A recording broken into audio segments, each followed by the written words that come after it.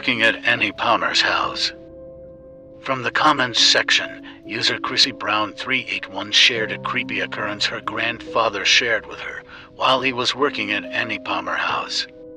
He told his grandchildren about the Nesberry trees that are on the property and the mystery that surrounds them.